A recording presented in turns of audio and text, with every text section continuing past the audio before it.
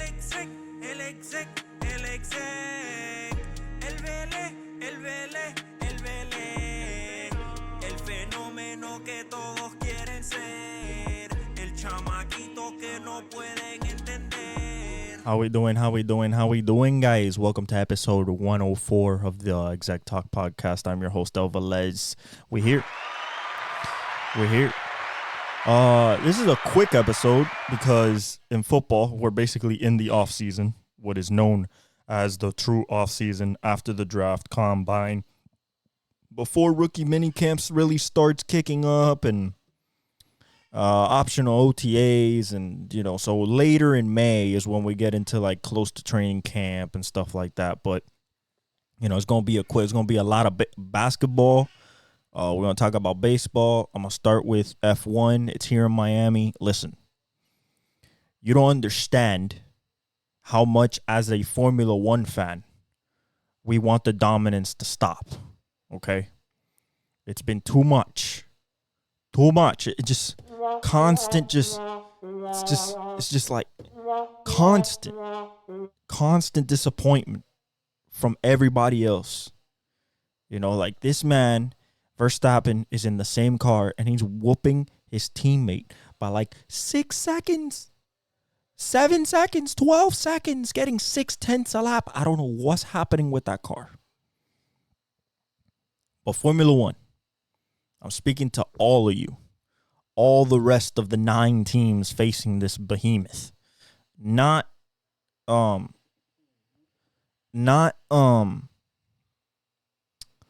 do I say this? Not AlphaTauri, not RB, how they're known this year, because it's the same team. So they really have 4 cars. But everybody else, the other 8 teams, Mercedes, McLaren, Ferrari, Aston Martin, Alpine, you suck. Williams, you suck. Haas, you suck. Stake, you suck.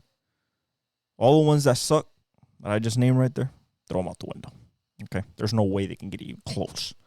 But McLaren, Mercedes, Aston Martin, Ferrari, for the love of God, please, I'm begging you here, stop the dominance. Do something to your car. Engineer better than Adrian Newey. Think outside the box. Please. Because if not, we're just going to see another domination in Miami. I mean, there's very little places to pass here. It's a very tight racetrack. There's like one straightaway, a lot of slow corners, which is not in favor of the Mercedes, car. So I'm not expecting the Mercedes to do extremely well this week. But overall, I think Ferrari might have a shot. But the thing is, look, qualifying comes, right? And you feel like this. Oh, somebody's challenging for the fastest lap. Somebody's challenging. Yeah, but you got to remember, it's on soft tires, brand new, 1 lap pace on low fuel. Race trim, there is nobody, no car, no driver right now that can hold a candle to Verstappen. There is something to be said. When the race is literally over, corner 1, lap number 1, okay? Lights out. You think that something's going to happen? No. As soon as Verstappen gets past corner 1 in the lead, he has a second lead by the end of that lap, at least. Out of DRS range, out of threat range. His teammates usually behind him, so he has that safe space. And bye-bye, he's gone. Hopefully this week is different. Do I expect it to be? Absolutely not. Okay? Absolutely not. I expect the same level of dominance that we've seen for the last 6 races, except Carlos Sainz. Shout out him. But everybody else, please, don't take him out because we love racing, but can you get close to him? Can we consistently try to pass him Or is it literally like every single interview that for a second place finisher, it's literally been, yeah, we didn't have anything for Max today. Um, it was a nice result. Second place is the best we could do. So we're happy about that result. That is demoralizing, bro. As a fan, as a driver of the sport, I'm sure that it's just demoralizing to just say, yeah, second is what it was in the cards today. We were battling with Ferrari and McLaren. Let's say it's McLaren and Lando Norris. It's like, yeah, we were battling with Ferrari. Knew that we can get ahead. Through pit stops. Really happy for the second place or third place. Really happy to be on the podium, bro. You don't even have drivers excited for getting a podium. Why? Because a win is not attainable. So that's out of their minds. Depression has already set in. I think the worst thing, the most disrespectful thing that Verstappen does is that he doesn't act like Formula One is the pinnacle of racing. Doesn't act that every win in Formula One is incredible, something that goes down in the history books, even if you only win one Grand Prix in your career. He wins Grand Prix and is like, yeah, guys, thank you. Car was great today. Yeah, good job. Yeah, I feel cars felt really good today. And, I thought that I was losing the tires, but, I fought through it. And, car was really good today. Thank you. Like, bro, not even excitement, like nothing. Like, you saw when Carlos Sainz won, this man was elated. Even when Lewis has won more than 100 Grand Prix, and every single time he is extremely happy to win. So, that's just my personal gripe with Verstappen. Into the NBA playoffs. We have series that have ended. That's for teams who have lost. We have series that are tied. 2-2. We have series that are 3-2.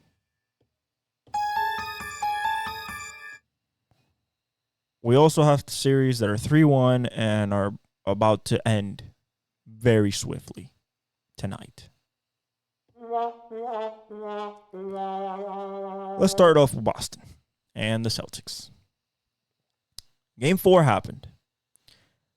And Derek White, they're number 5, man.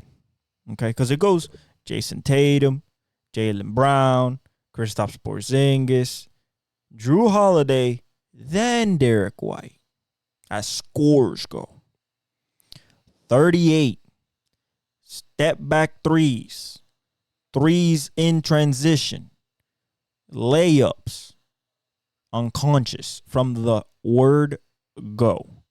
Unconscious. It was annoying to watch, especially in Miami. And we couldn't hit the side of a barn.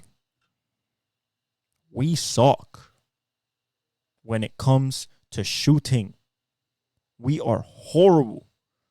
And we fall in a hole against Boston. I'm talking about first 3 minutes in a hole. Already 10-2. 12-2, 12-5, like already the separation is happening. It's tough. It's going to end tonight, unfortunately. If we go into this game 3 that I'm talking about, we go look at the stats. Sorry about that. Just slipped. You go look at the stats for that game.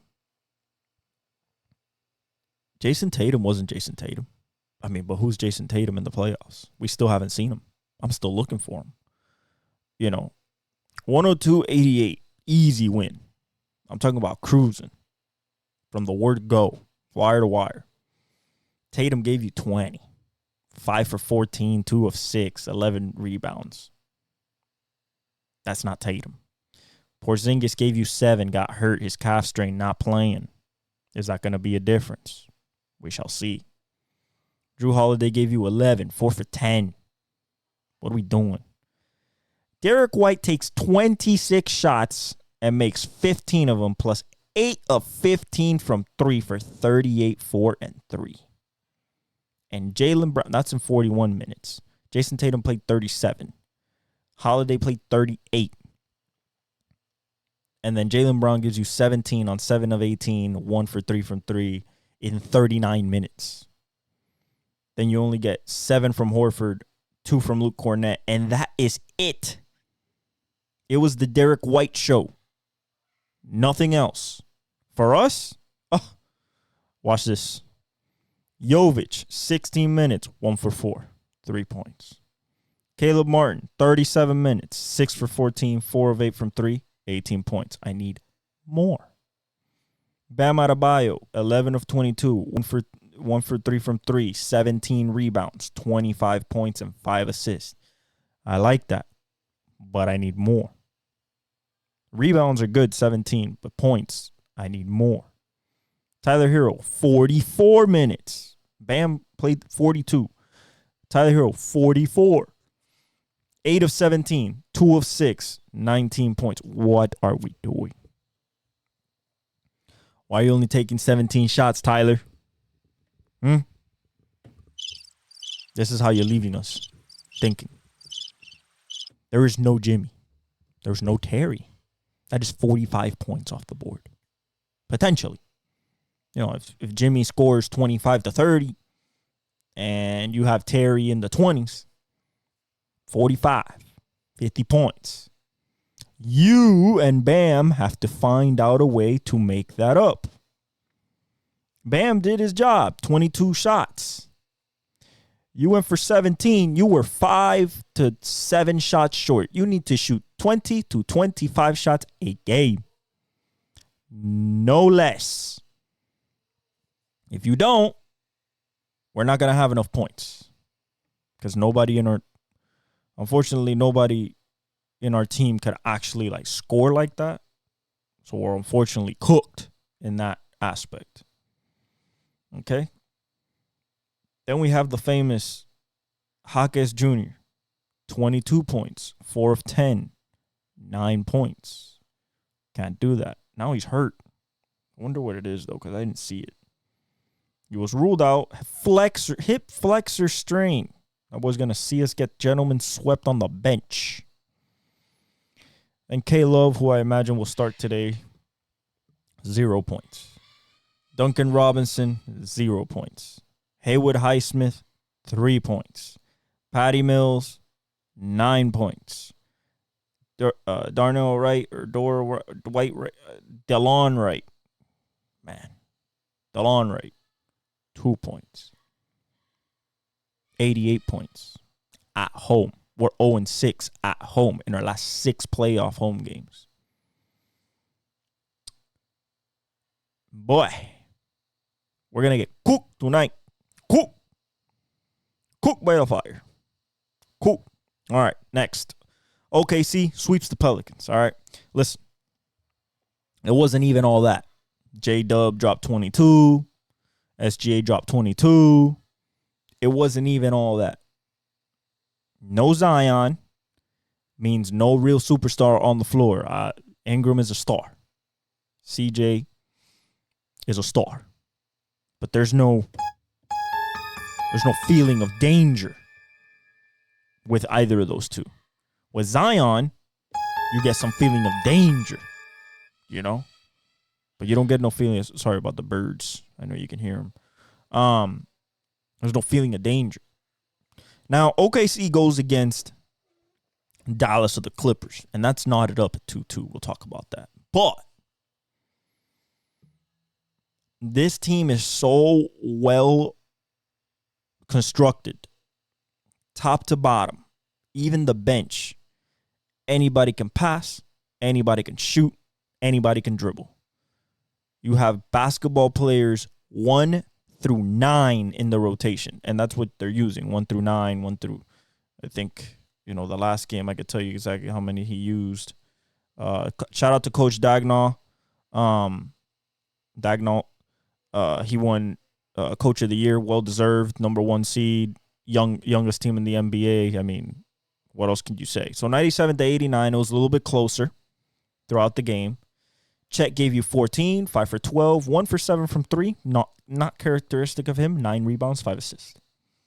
Jalen Williams, 9 of 17, 2 of 6 from 3, 24 points. 8 assists, 8 rebounds, 4 assists. Shea, 8 of 21, not his usual 50% or higher field goal percentage self. 1 for 4 from 3, 10 rebounds, 3 assists, 24 points. Josh Giddey, 14 points, 5 of 10, 4 of 6 from 3. Lou Dort, 4 of 7, 2 of 5 from 3, 11 points and 8 rebounds. Jalen Williams, the one from Arkansas, 3 points. Isaiah Joe, 2 points. Aaron Wiggins, 5 points. But everybody played. Cason Wallace played 14 minutes. Aaron Wiggins played 16. Isaiah Joe 14. Arkansas Williams played 11. So their rotation is 9. 1 through 9, they can pass, dribble, shoot. Some shoot better than others. Some dribble more than others. Some pass more than others. But they all do them. And that's why they're so well balanced, even though they're young. Very tough out. For the Pelicans, just wait for Zion next year. Wait for Darth Vader Zion, because that's on the type of timing he's going to come. I think Zion next year will be an MVP candidate. I think Zion next year, along with Ja, are just it's going to be him, Ja, and Ant for the excitement of the NBA. Like when you want to want to watch excitement, when you want to watch like jaw-dropping, spectacular, electrifying, stunts in the air and just plays, you're going to go Zion, Ja, Ant. Who's playing, when they're playing, I'm watching. That's what it's going to be next year, I think, for the Pelicans. And then we'll see how it is if he's healthy in the playoffs, because he was dropping 40 on the Lakers and about to win that playing game. And then they would have been against the Nuggets with Zion. They had length too, but nevertheless, shout out to the Thunder on the sweep. The Lakers.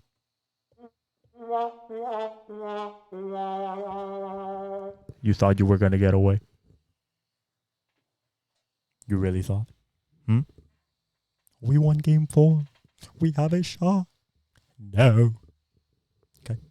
I told you that the Denver Nuggets were going to come a little bit more serious at home. Right? And what happened in game 4? You guys got stupid hot. Stupid. Like, stupid. Stupid hot. You got stupid hot. Guess what happened this game? Murray hits another game winner. So that's 2 in a series. To send LeBron home with 1.3 seconds left on the clock. And the LA had no timeouts because they silenced the call. They won the challenge, but they have to use the timeout, their last timeout, to use the challenge. So you don't get the timeout back when you when you only have one timeout left, because you need the timeout to use the challenge. So you don't get your timeout back after your second successful challenge. So let's go through this, right? So the Lakers get another lead. Another one. Lead at halftime. Again. Okay? They lead at halftime again. They led they led by 3 points at halftime. And one might think that, like, is he 4.2 left? It was 53, Denver 50, Lakers 53 at half. Denver goes on its usual third quarter run, but with like 3 minutes in the third quarter. With like 3 minutes. The game was close. It was never a 10-point lead. But the Lakers had the lead for most of the game. And then down the stretch, it was bucket, but bucket, bucket, but bucket, bucket, but bucket. But at the end of the day, more times than not, the Jokic Murray pick and roll 2-man game will prevail. I told you. For 13 games now, you have not been able to stop one simple play. Now, it's not simple. I'm not saying it's simple. But it's a play. It's a pick and roll. The thing is that the two guys doing it, one is one of the best passers ever and has a court mapping skill of LeBron and Luka. And the other guy is one of the biggest shot makers in recent memory in the NBA. Okay? And Jamal scored the last 5 minutes of the game, same thing that he did in game 2. And what was nice about this is like it was back and forth, but this one you felt a little bit more calm, like Denver had it under control. And when you look at the box score, you see Davis gives you 17. Ran out of gas. The gas tank was empty. So much so that Mr. Glass showed up again. My shoulder. Bro, this is game 5 of the playoffs, round 1. You get bumped in the shoulder and you hang that thing like a chicken wing the rest of the game. Now, he came back. He rebounded like 5 rebounds but he couldn't use his shoulder. So, I'm not going to blame him too much, but 17, bro. But 17 and 15, but 17, bro. Damn. Ruri. 15, 6 for 15, 2 of 5 from 3. Good showing, 34 minutes. LeBron, 44 minutes, 11 of 21 from the field, 3 of 7 from 3, 30 points, 9 rebounds, 11 assists. That's what you expect from Bron. Closeout game, he always shows up. D'Angelo Russell, 6 for 15. 39 minutes. But here's the kicker. 2 of 10 from 3.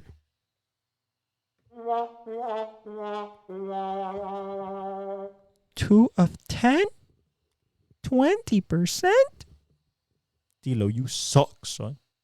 You afraid of that. You afraid of that spotlight, son. Okay? What happened? You came from Duke, bro. Wearing the number 1. What happened? You used to be an you were an all-star at the Nets. 26 a game. What happened? 2 of 10 in a closeout game? You don't want the smoke. You did not want the smoke. 14 points. Austin Reeves, 36 minutes. 6 of 11. 1 for 4 from 3. 19 points. Pretty good. Pretty good. So, besides Anthony Davis, you get what you want from Hachimura, what you want from LeBron, not what you want from D'Lo. You want like 10 more points from D'Lo. And kind of what you want from Reeves. And then the bench. Taurean Prince, 4 points. 0 of 3, 0 of 5 from the field. All free throws. 19 minutes. Jackson Hayes, 1 point. Spencer Dinwiddie, 14 minutes, 2 of 4 from the field, 2 of 4 from 3, 6 points. That's it. Gabe Vincent went 0 for 2, 0 points. If you look at Denver, Aaron Gordon gave you 29 in this series. Nope, we're going to give you 7 and 13, 46 minutes. Michael Porter Jr., the guy that I said was the X factor coming into these playoffs because he's been playing better. He's been playing more like a co-star instead of just the third wheel. You feel me? He's headlining a little bit more with his performances this series. 26 points, 5 of 7 from 3, 8 of 12 from the field, 46 minutes. Nikola Jokic, 41 minutes, 12 of 21, 5 of 10 from 1 of 5 from 3, 25 points, 20 rebounds, 9 assists. Almost had another 25, 20, 10 game. What? This man is superhuman and he looks like a top of Lord. That's crazy. It's crazy how this man's dominating you and he's literally like, I'm going to win this championship and then go train my horses in Serbia. But it's like, nah, I'm not even staying in America. I'm going back to Serbia, to my farm, after cooking y'all. Man, this guy's just herding you guys around. It's like your shepherd. And then Murray finally woke up. I told you what happened. It had to happen. Murray was going to woke up. He averaged 30 and 10 against this team last year in the Western Conference Finals on 50% shooting and over 40% from 3. Well, he went 41 minutes, 13 of 28, 5 of 10 from 3, and 32 points with 7 assists and 3 rebounds. That's what we expect from Jamal. Already building a Hall of Fame resume just on his playoff shit. Don't matter if he's an All-Star. Don't matter if he's All-NBA. You know, he misses games and everything. But in the playoffs, this man is one of the biggest shot makers and takers that the league has ever seen in the postseason. Calm, cool, collected. The blue arrow just goes forward. And, man, that shot that he hit over Austin Reeves. So he hits AD going to his right, fading back, like leaning. Nah, Austin Reeves, he hits him with the, goes up at 10 feet, rises up, kind of floating, like he goes for like, it looks like he's going for a floater, but it's a shot. Fading left, turning his shoulder, shoots, wet. 1.3 seconds left. They inbounds the ball. Taurean Prince misses a half-court shot. Series over. Gentlemen sweep. Thank you for playing. What this means for the Lakers, I'll tell you after we get through this bench. So Caldwell Pope gives him 5 points, but he twisted his ankle. He came back. He's fine. He went 2 of 10 from the field, though. 1 of 6 from 3. Not good, but I think he'll have better days. Peyton Watson dropped 3 points. Reggie Jackson dropped 8 and 2 big ones at the end. And Colin Brown dropped 2. But the Lakers are gone.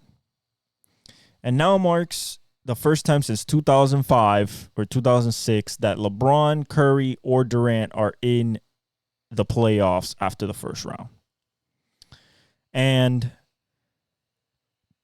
this fully cements, entrenches, and roots down that era has passed. Anytime we talk about that era, the Curry era, the LeBron era, the Durant era, that is past tense.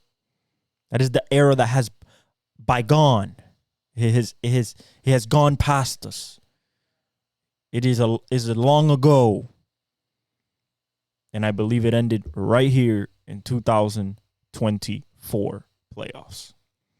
The era that has begun, the era that we're thriving in right now, is the Jokic, Anthony Edwards, Jason Tatum, SGA, Luka, Embiid, Giannis, Jokic era. Who will define this era? Well, Jokic is defining it right now. He's a defending champion. And he's going for a second one. What will define this era? MVPs and championships. Moments. Anthony Edwards getting 40 to knock out KD. In Phoenix. Going for 31 in the second half. Moments. Jokic going back to back. Moments. Luka dropping 40. 45 triple doubles in the Western Conference Finals, in the semifinals. Moments. Whoever wins the championships will be remembered the most. but I believe the era will be defined by those players and Wemby. But Wemby, I believe, if we look at Wemby's career, and I want to talk about this because before we move on, I'm noticing that the superstars in the NBA are getting a little bit more arrogant about when they want the crown. It's not like it used to be where they waited their turn, 22, 23, 24, you're learning, taking your lumps in the postseason, you know. And at 26, 27, that's when you really get your chips in. You know, look at Jordan, you look at Curry. You know the one exception is 23 years old, which was a year 3 Dwayne Wade. But there was circumstances around that, and he also put one of the best finals performances of all time. But overall, it's always been past 25. That's why Jason Tatum still has the rope on him. That's why they're like, oh, give him time. He's still not there. Nah, it's this year. It's this year. Because this year, you're not facing none of the bygone era in the finals.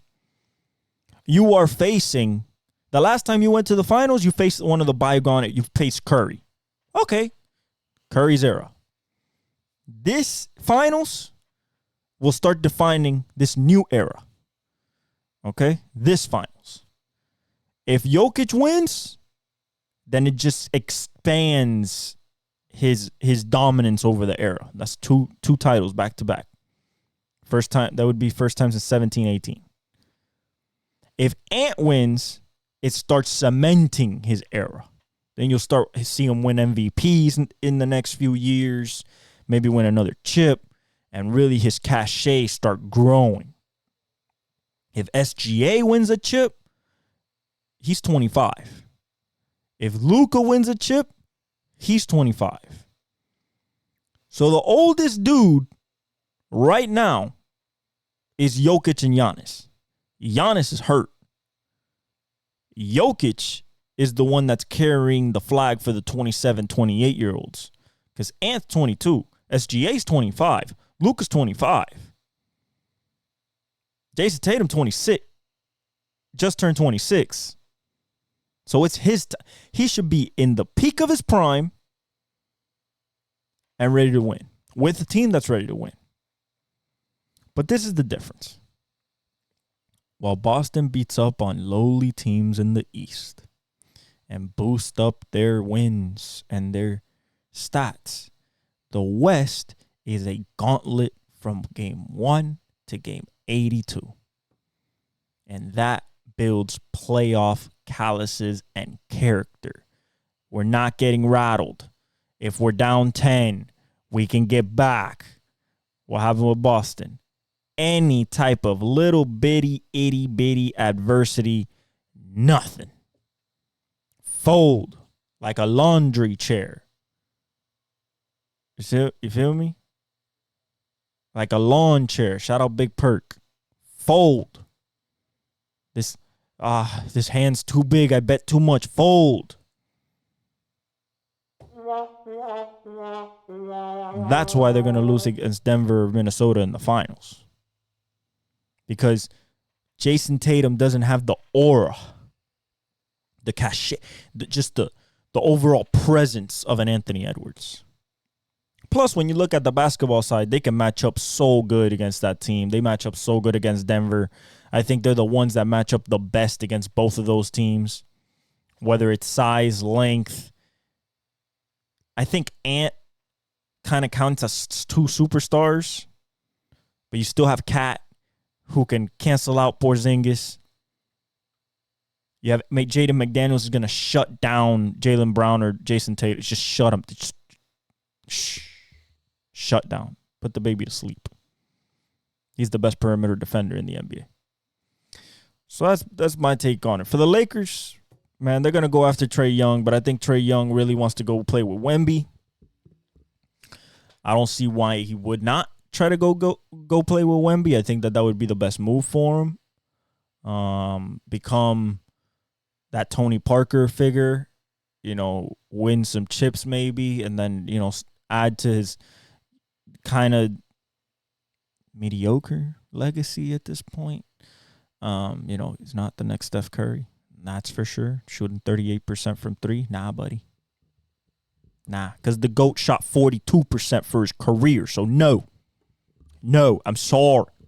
Shooting 33% for a season? Nah. Lowest we shot was 39. And that was a chip year. Huh. We shot low, but we got that chip, though. That was 2022 when he shot 38% from three. But yeah, like, I think they're going to go after Trae Young. Another game winner by Jamal Murray. That's incredible, bro. Absolutely. That's just ice in the veins, like true ice in the veins. And it's funny, it was against D'Lo, against the Lakers, where the ice in the veins thing was created by D'Lo. Okay. Yesterday, we had some interesting developments. The Knicks, with 28.6 seconds left, me and my dad were watching the game. As soon as Miles McBride hit the two from the free throw line, me and my dad were like, all right, this shit's over. Dad went to go to sleep. I went to my room, and I turned on YouTube TV. When I turned on YouTube TV, I saw it was 96. I was like, whoa, what happened here? How do you let a 6-point lead with less than 30 seconds left get evaporated by one dude? And how undisciplined do you have to be to foul this man at the 3-point line when he's heaving? Why, Mitchell Robinson? You know that he's going to look for the contact. That's what he needs. This man hits a Tracy McGrady ass step 3, getting hit, makes the 3, 4-point play, makes the free throw. Knicks go down, and instead of Jalen Brunson just waiting to get fouled, he passes it to Josh Hart, 78% free throw shooter. Goes to the line, misses the first one badly, short, like front rim, embarrassing. Makes the second one, up 3. And Maxey inbounds the ball, catches a screen by Embiid at 35 feet, and pulls up from the logo to tie the game and send it to OT. Then in OT, so you already blew that, right? Then in OT, you have a 5-point lead with 2 minutes left. And Tyrese Maxey walks you down. Threes, layups, fouls. And we're at 3-2 going back to Philly. And how I feel about this is not good, because all the momentum was with the Knicks. All the momentum. By the way, in that, Jalen Brunson dropped 40. 40. I think it was 40. If not, it was 45. Like, it was. So let's get to the box scores. Tobias Harris gave you 19. Very nice. 7 of 11, 3 of 6. Efficient. 49 minutes. Joel Embiid gave you 19 and 16 and 10. Triple-double. 7 of 19, 1 of 4. Wasn't feeling his best way. He was limping. He was lumbering out there. Kyle Lowry went 0 for 4, 0 for 3 from 3, 26 minutes. Didn't do nothing.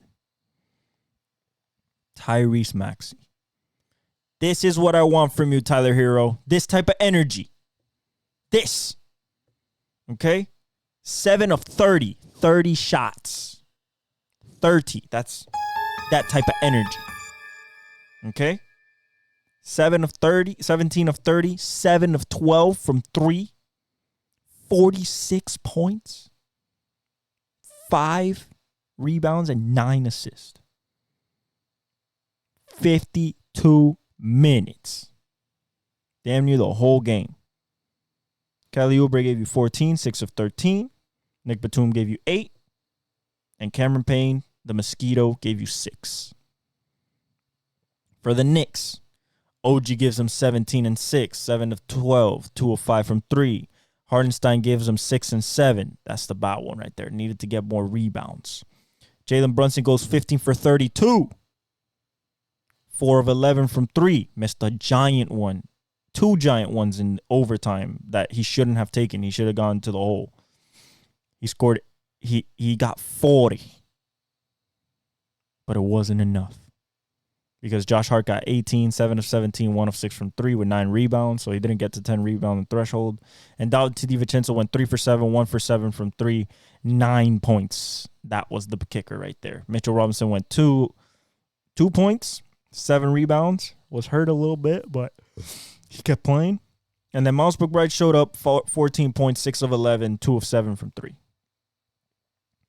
112 to 106 in overtime. You go back to Philly, and you have to be on demon time. You have to be on this. You have to be like, we're killing these guys. We are not letting these guys off the mat. This is not going to 7.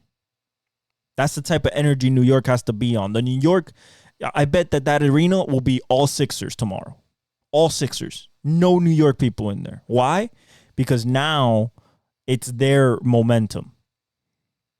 It's at their house. Maxi's hot. Embiid could be hot. Kelly Oubre. So I'm talking to Jalen Brunson here. You drop 47 in that building. You need to go get 50. Josh Hart, you need 20 rebounds. DiVincenzo, you need 6 threes plus. Mitchell Robinson, you need 5 to 10 offensive rebounds. You need to dominate this game like you've dominated 1, 2, 4, games 1, 2, and 4. You can't, you need to bully ball these guys into submission. They're not going to just bow out. They think that they can win the chip. They still have that aspiration. So you have to knock that out and shut it out. Shut out the lights. We'll see what happens. It's going to be a very tough game. The Magic fold by 1 against the Cavaliers. And the Magic could have won this game in Cleveland. But the Magic made some big mistakes coming down the stretch. Bad turnovers, bad shot selection. Speaking of bad turnovers, I mean, Jalen Brunson, the turnover to Isaiah Hartenstein in overtime, going up for a shot, knowing that it's going to get blocked, and then he tries to pass it. No jump passes. Learn from Charles Barkley. Shout out Chuck. There's no such thing as a junk pass. It doesn't exist. Anyway, that was one of the plays that cost him the game, but I think the 2 threes that he took prior, he should have taken to the hole and try to get fouled. That's what really cost him the game. But for the Magic, so the Cleveland Cavaliers had like a 10-point lead, 12-point lead, but the Magic walked them down because the defense walked them down. The Magic defenses can get on a roll where you're not getting no chances. You're getting stolen. You're not getting no rebounds. You're getting contested every play. Everybody, there's hands on you. No Diddy. But the mistakes of being a young team in the playoffs, going against a team that is already experienced and experienced loss and what it is in their home court, you cannot just allow that to creep into your head. Those mistakes, the same things you did in games 1 and 2, where we thought this was going to be a sweep. You learned how to play playoff basketball. Now you need to execute down the stretch. That's what, if you want to take the next step, and you guys are still young, you kind of arrived a little bit early, kind of like the Oklahoma City Thunder. But in order to get to your fullest potential, you have to learn how to execute in late game situations with a lead, because that's what you had. And it just shows that they're a young team. And if we go through the box score, I mean, they played pretty well. overall speaking, defensively and offensively. Paolo dropped 39, another playoff career high. 8 and 4, 4 of 7 from 3, 14 of 24. Franz dropped 3 of 11, 1 for 6, 14 points. He was at the line mostly. He has to get this summer, he has to get efficient with his shot. Then he'll bump up to 2025. Wendell Carter Jr. went 3 of 6, 0 of 2 from 3, 7 points. That hurt him. Gary Harris, 0 points. That hurt him. Jalen Suggs went 13 points, 5 of 4, 0 of 5 from 3. That hurt him. And then Jonathan Isaac gave him 7 points. Mo Wagner gave you 8 points. Michael Fultz gave you 7 and kept you in very close in the game. Cole Anthony gave you 2. Bad. That's your leading bench scorer. And Joel Ingles gave you 6. And then if you go to Cleveland, you kind of understand why they kind of pulled out the win. Evan Mobley got the game-sealing block against Franz Wagner. He should have gone to the other hand. He went 7 of 11 and 14 and 13. He went 14 points, 13 rebounds. So that's a good outing. Isaac Okoro dropped 8. Darius Garland dropped 23, which is what you want from him. 9 of 16, 3 of 5 from 3, efficient, 5 and 5. Donovan Mitchell went 9 for 23, so a bad shooting night, but he scored 28, 1 of 7 from 3, but he was at the line. And then Max Strus gave you 16 with four threes out of 10, so 40% from 3. 6 of 13 from the floor. Marcus Morris Sr. gave you 12, big off the bench, 4 of 9 from the field, 2 of 5 from 3. And then Karis LeVert gave you 3, which I thought you were expecting a lot more. Sam Merrill gave you nothing in 6 minutes. So you shot 35% from 3, while the Magic shot 29% from 3. And 1 point was the difference. Now, this is going back to Orlando 3-2. I still think that Orlando can force a Game 7, and I still think that Orlando might win that Game 7. And if that happens, Donovan Mitchell is not just out of Cleveland.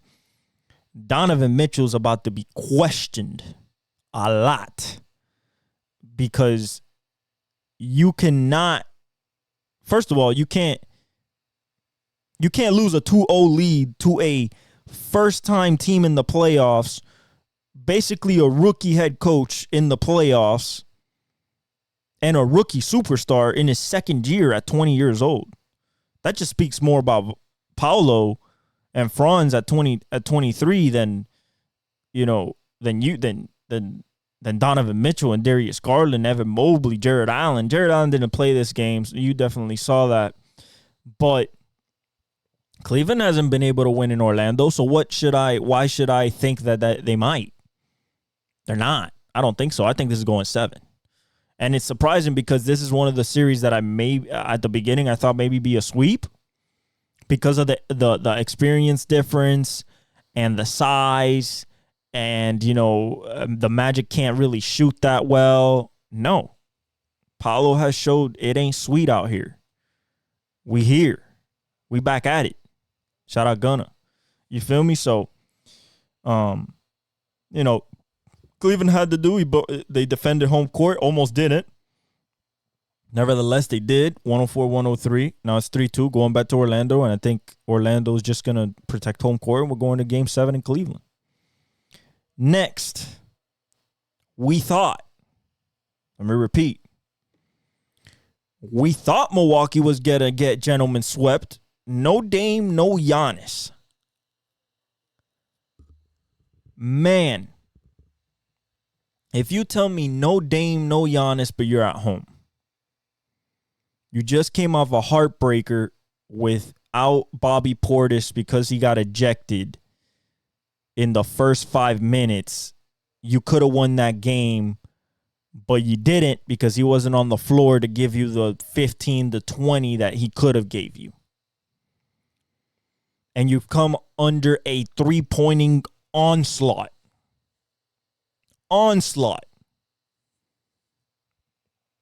So what happens? Well, you get a guy like Middleton, Beverly, Portis, Lopez, guys that have been there before, have won. Not necessarily Beverly, but definitely Lopez, Middleton, and Portis.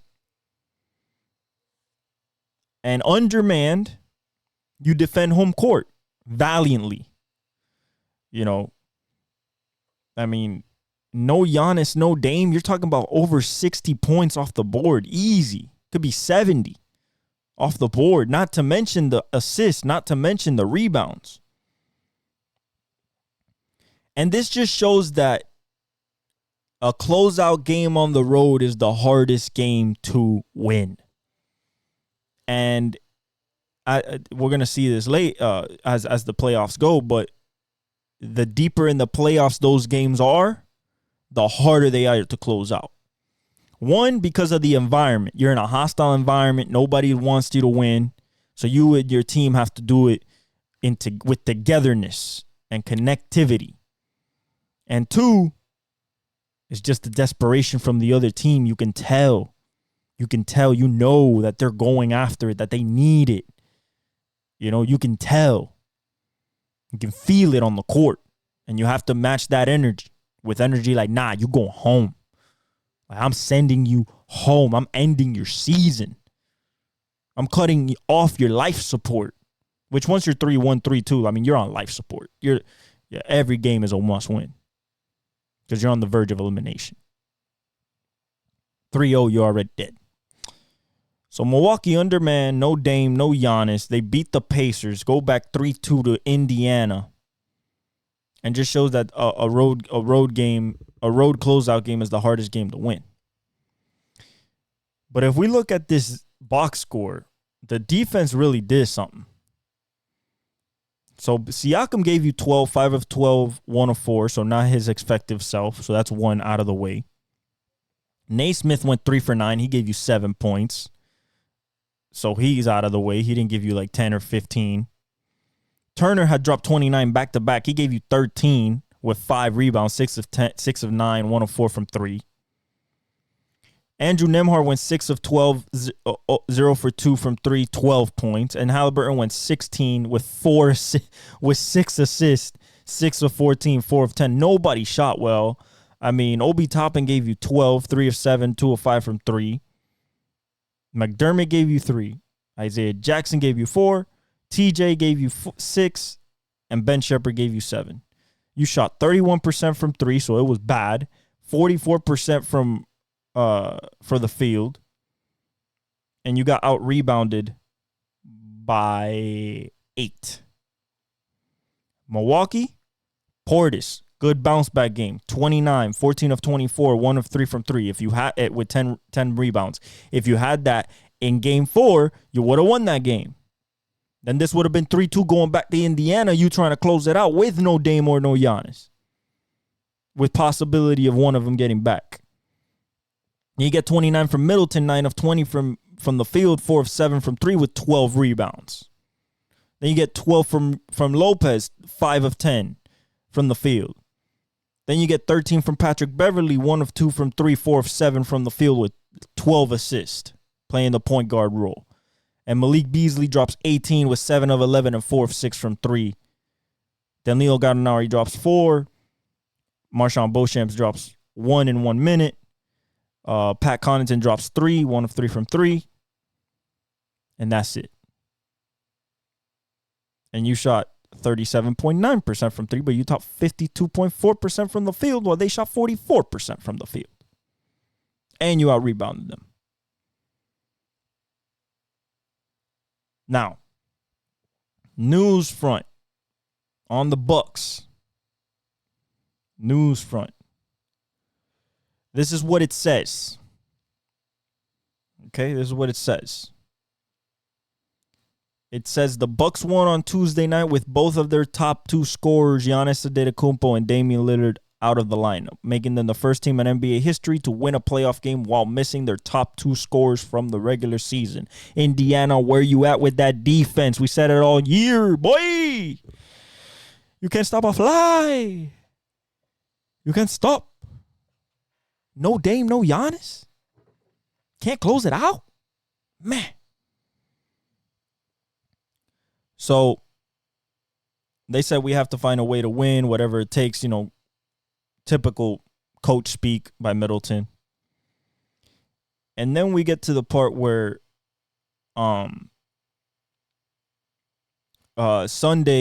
this past Sunday, Adetokounmpo ran on the court for the first time since he strained his left calf 3 weeks ago. He hasn't played since April 9th. Okay?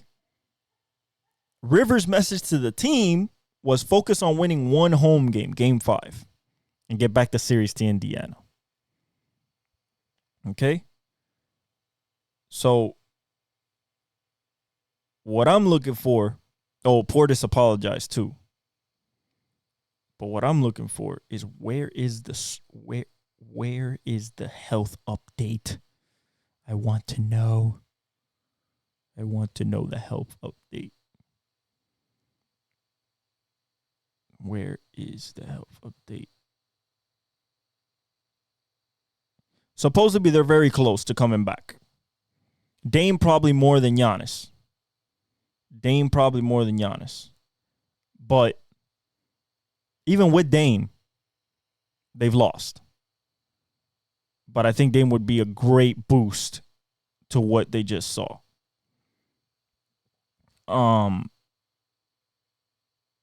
I think Dame might come back. So by extending the series, the Bucks have given Adetokounmpo and Lillard the chance to play in the next game. Milwaukee, Doc Rivers said both players are scheduled to work out on the court during their off day on Wednesday. And he said, I think they're very, very, very close. Okay, guys. Plain and simple. This is how this can turn all the way upside down. If Giannis and Dame are showing up to Game 6 to play, the Bucks are winning the series. Ain't no way Indiana's gonna get accustomed to Giannis in Game 6 when they have the whole offense padded down and everything. They haven't faced that monster with Brook Lopez on the floor and Middleton. They haven't faced that type of length yet. So I think that would be a disadvantage for Indiana, even though that at home they're very, very good. Okay? However, Indiana, all they need is get one. One of two. Now, going back to Milwaukee's a hard proposition to say.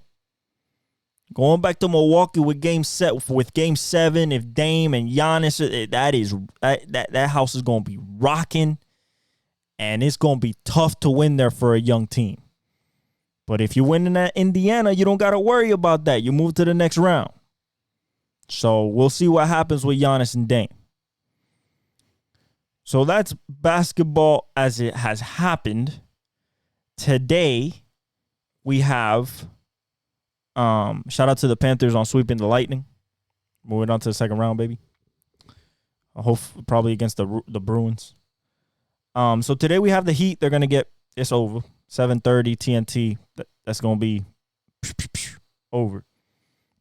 Mavericks Clippers in LA. I believe that the Mavs will win this game. Velez, how? They're in LA, Velez. What about Harden? What about PG? Guys, these people shot. I mean, it was disgusting. These people shot on Sunday. They shot 62% from 3, bro. Get out of here. That ain't happening again. 53% from the field. 62% from 3 on 29 threes. That ain't happening again. You know what can happen again? You get 29 from Doncic, but he's probably going to score more because he said I have to help him more. And he always gives the Clippers the business in LA.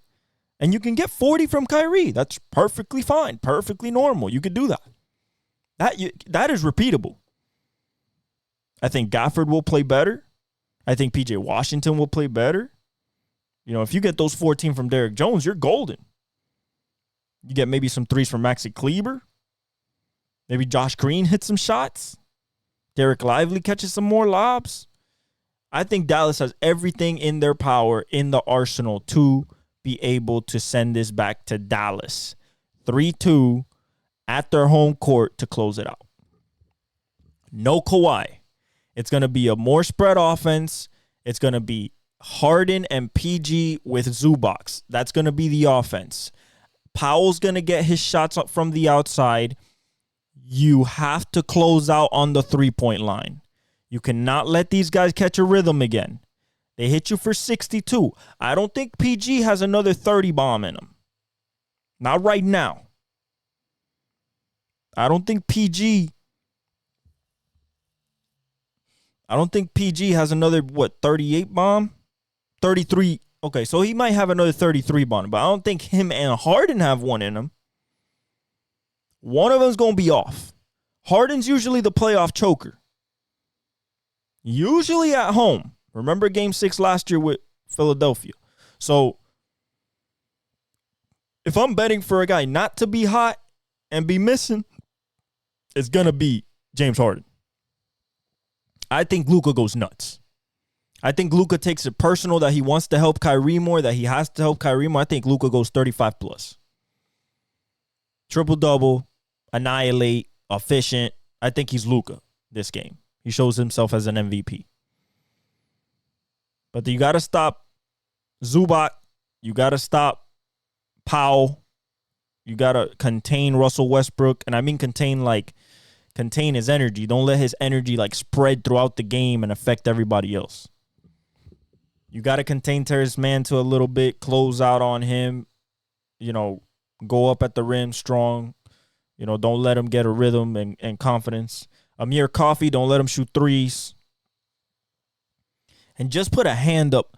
Need to make Paul George and James Harden uncomfortable from the jump. Need to. Okay? Need to. If not, they're going to get in their bag and they're going to cook. But I think Dallas is going to cook too. So that's what we got today. Okay? That's what we got today. What we also had today was the Champions League. Semifinal. Dortmund beat PSG 1-0. Very surprising. And man, PSG had their chances. Mbappe missed one, hit the post. Then Hakimi missed one, hit the post. This was in the second half, because in the first half they didn't have much chances. Dortmund didn't allow them to. Dortmund scored a beautiful goal. Beautiful passing. And, Fulkrug, I believe that's his name. Let me get his name true for you guys, so we're not messing up names here.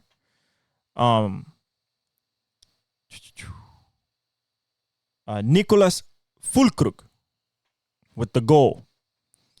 And that's it. 36th minute. That was it. Beautiful goal. Set up. Wonderful. I didn't know Marco Reus was coming off the bench. I didn't know he was a substitute, but he was. Sancho played great. So did Adeyemi. And defense was very good by Hummels and Ryerson, Sabitzer, Matson.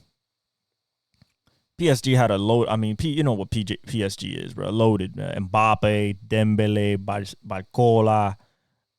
That was after the sub.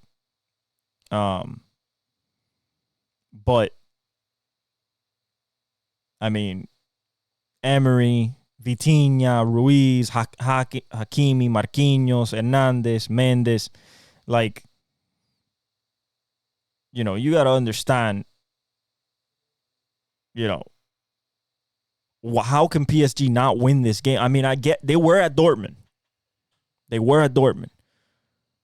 But you have such a much stacked team. You could have scored many goals in this game.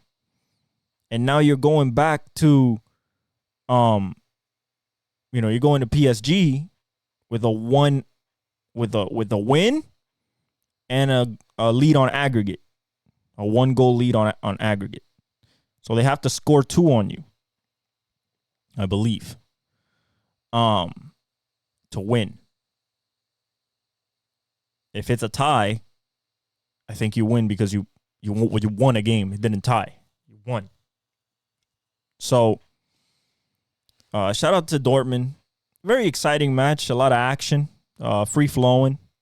I liked it. But let's talk about yesterday. Bayern Munich versus Ala Madrid.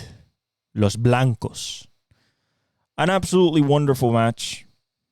2-2. Vinicius Jr. with a wonderful goal from the pass of Toni Kroos. They had Vinny in a box. Vinny's main defender looked at Kroos for like a second, and Kroos just looked at Vinny, and Vinny took off. And the pass was exquisite. An exquisite pass. Absolutely a luxurious pass put out on a velvet rope for Vinny. And Vinny gets it, one touch, looks at the keeper, just taps it with his right foot, goes right into the net, 1-0, and we going nuts at the 24th minute. Then we get to halftime. And then right after halftime, 53rd minute, here comes Sane on a disgusting move. Inside out. Lunin thought that he was Lunin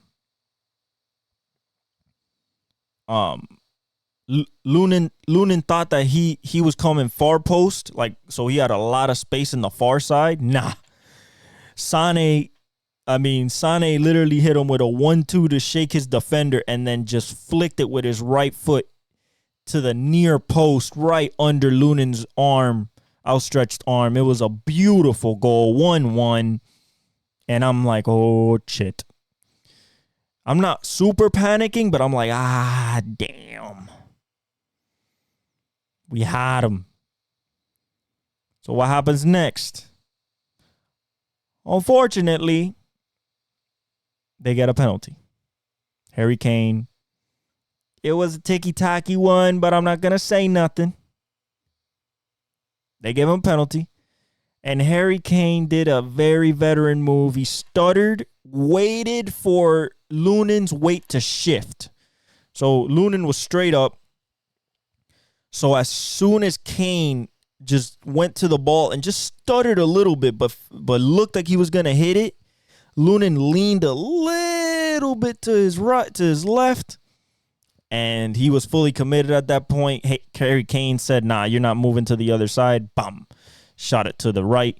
Shot it to the left because Lunin was moving to his left. So he was really moving to Harry Kane's right. So Harry Kane shot it to his left, wide open, 2-1. Now I'm really panicking. Now I'm just like, oh my God, where are we going to get it? We're not panicking, but we're like, we can get it. But like, it's 53rd, okay, 57th minute. Okay, we got a lot of time. Then we got a yellow card on Toni Kroos. And we got another yellow card on Kim Min-jae for Bayern. And then comes the 83rd minute.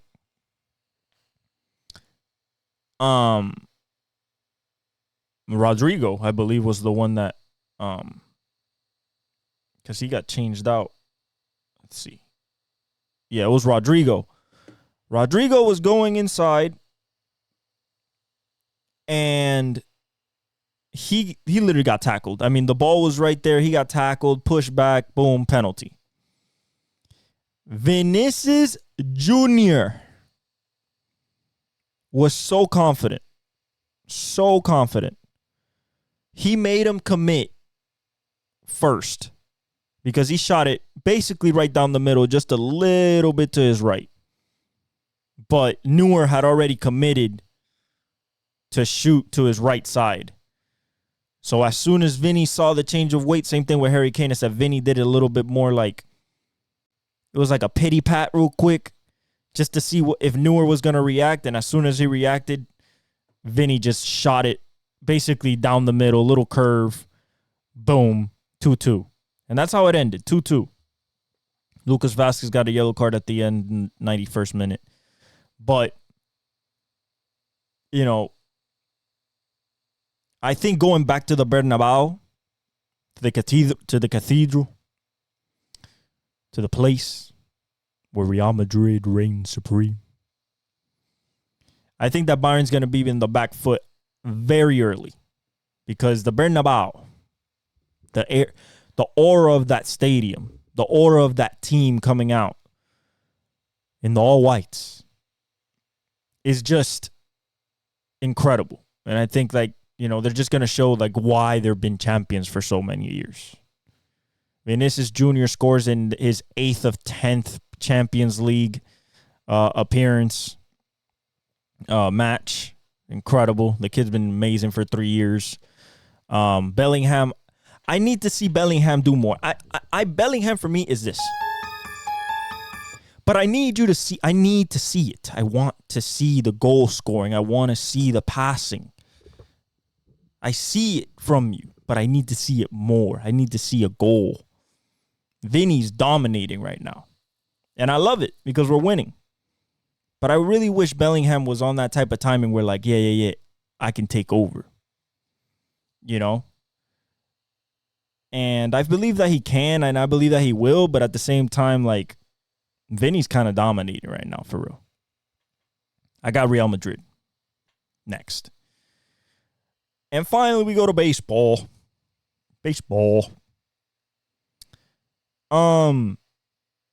In the standings, Baltimore got 1 game lead on New York. Boston's still third, 2.5 games back. Toronto is 5.5 games back, and Tampa Bay can't buy a break. They're 6.5 games back, and they're going to keep falling back if they don't get their shit together. Pitching has been very interesting this year. Some of the pitchers that we expected to be good are good, but some are starting slow. And I don't know if that's because it's going to be a slow year for some of those pitchers or they're just starting slow. But it's very weird to see people like Verlander and a guy like Blake Snell and Rodon when he was dominant back with the White Sox. He still hasn't been Rodon yet. Kevin Gausman hasn't been himself yet. So to me, it's just weird to see those guys not be themselves just because we've seen it for so long. But nevertheless, some hitters are not being themselves either. I mean, look at Judge. In the Central, we have the surprising team, Cleveland Guardians. Their pitching is great. Their hitting is not great, but it's consistent. Then you have KC, which I believe has a better overall roster because of Bobby Witt and Cole Reagans. But probably Cleveland just has a little bit more consistency right now. They're 1.5 games back. Detroit's 2 games back. They just need more bats to step up. They need the Spencer Torkelsons. They need to bring up Max Clark. Riley Green's been hitting well. Carpenter's been hitting well, but they need Spencer Torkelson. They need Javi Baez to step up to the plate and hit bombs and tanks. Minnesota's still struggling. Correa's not hitting. Byron Buxton's still finding his rhythm. Royce Lewis ain't playing. I mean, they have a whole slew of stuff going on. And 14 games back, the White Sox are officially dead. We're not talking about the White Sox no more unless there's a trade for Garrett Crochet or Luis Robert. Everything else there is doo-doo, garbage, bye-bye, no. Okay? Horrible. Okay, Tarek Skubal's pitching really well for the Detroit again. Then we go to the West, probably the closest, I would say. The East is pretty close. We're talking about the American League. Seattle's still number 1, but only a half game above Texas. Seattle's rotation's pitching well over the last few games. George Kirby, Logan Gilbert, Luis Castillo, Ryan, I believe is his name. There's Logan Gilbert, then there's the other guy. And I don't know. I always forget the. Okay, I'm gonna just tell you the actual rotation because I like this rotation. So I'm just gonna tell you the guy. Luis Castillo, George Kirby, Bryce Miller, Logan Gilbert. Andres Munoz is pitching great. So they're having a good how do I say, good bullpen effectiveness so far. But Julio has to still wake up. Still hasn't been Julio yet. Same thing with Texas. Corey Seager hasn't woken up. Nathan Eovaldi's been pitched great, but they don't have any more of those big guys yet. Still waiting on DeGrom, still waiting on Scherzer. Lost Montgomery to Arizona, but they're playing really well. They're only a half game back. The A's are 2.5 games back, 15 and 17. We got to talk about these A's, man. I love their roster. Like, looking at it now, like, I love Paul Blackburn. Erzeg pitches well. I love Mason Miller. You forget, guys. J.P. Sears pitches well. Ross Stripling pitches all right. Alex Wood all right. But I love Shea Langoliers. I love Nick Allen. Seth Brown, Lawrence Butler, Brent Rooker, Asturi Ruiz. I love all those dudes, bro. And if they're not gonna keep their team they're definitely moving to Las Vegas in the next few years. But for them to be not last and not horrible like the White Sox and Marlins, it's really good for them. But the Angels are 6 games back already, unfortunately. And Houston 6 games back still. They could still pick it up, but it's getting late early for those two teams. Houston just don't have no pitching, man. It's just Verlander, Fromber's hurt. You don't know if Christian's going to be in and out. Blanco's playing great. Hunter Brown still needs help. Kyle Tucker hasn't fully woken up yet. Neither has Breggy. Neither has Joey Don. It's kind of just Altuve right now. You're expecting more from Yainer Diaz, expecting more from Jeremy Pena, Dubon. So a little rough stretch right now. Atlanta's 20-9. Philly is half a game back. That's just pitching back. This Max Fried, Chris Sale versus Zach Wheeler, Nola, Suarez. Nick Castellanos has to wake up. JT Realmuto has to wake up. Acuna's bat power has to wake up. He is not slugging right now. He's slugging doubles, but he's not slugging home runs right now. Austin Riley has to get back to hitting home runs. Matt Olson has to pick it up. They're running on Ozzy Albies right now. So, I think the Braves have a lot more in the tank, even though they're first right now. The Mets are 5 games back, so it's kind of clear distinction from 1 and 2 to 2, 3, 4 to 3, 4, 5. Washington is 6 back, so those two can get back in it. Miami's 14 back. We're dead. 7 and 24. We are out of that. Okay, we are going to the number 1 pick in the draft or number 2, depending on what the White Sox do, and hopefully we get something. Milwaukee's still number 1 in the Central. Chicago, Shota Imanaga is doing great. Christopher Morel has to get back to hitting bombs. Belly's playing great, but I need him to play more consistent. I love Nico Horner.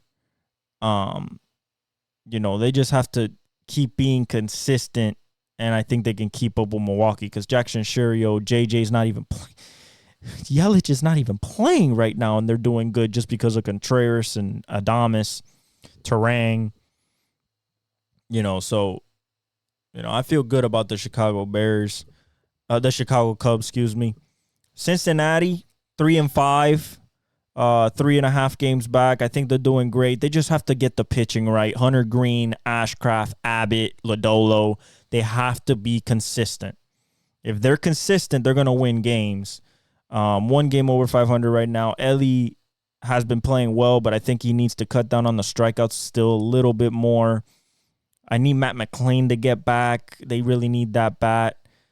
Fairchild is playing well. India has to play better. Benson has to stop striking out so much. And Encarnacion Strand has to start slugging. But overall, I love their team and I love their future. St. Louis finally passed Pittsburgh, so Pittsburgh is officially going back in the shitter, unfortunately, even though they have a good roster.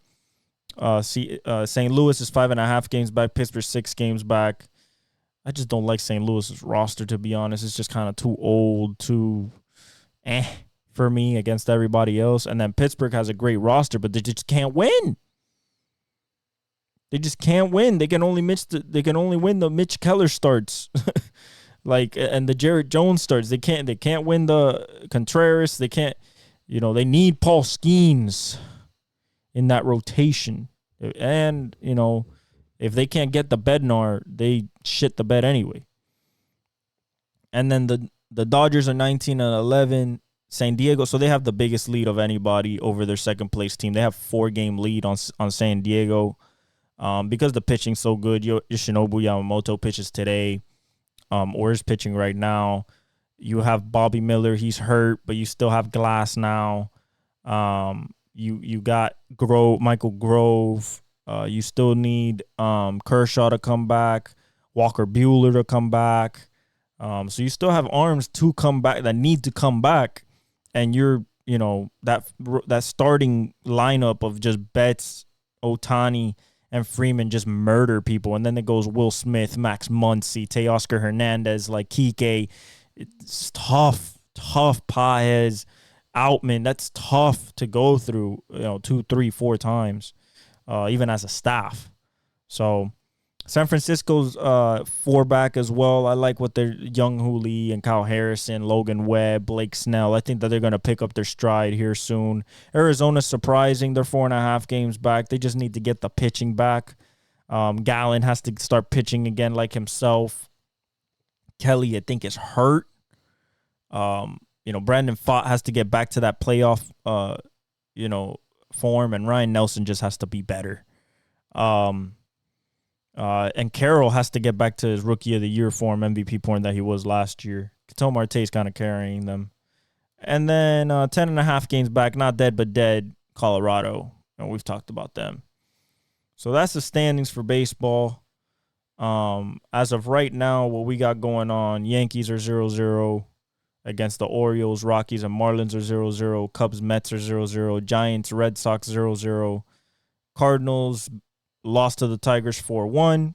Brewers beat the Rays 7-1.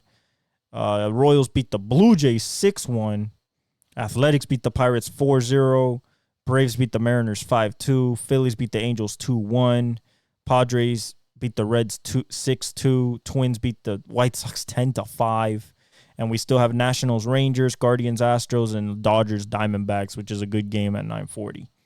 But other than that, that's what we got going on. I love you guys. Thank you for all the support. Like, subscribe, hit the notification bell. Follow me on all of my socials. Links are in the description. And with that, God bless. And I leave you all with the outro.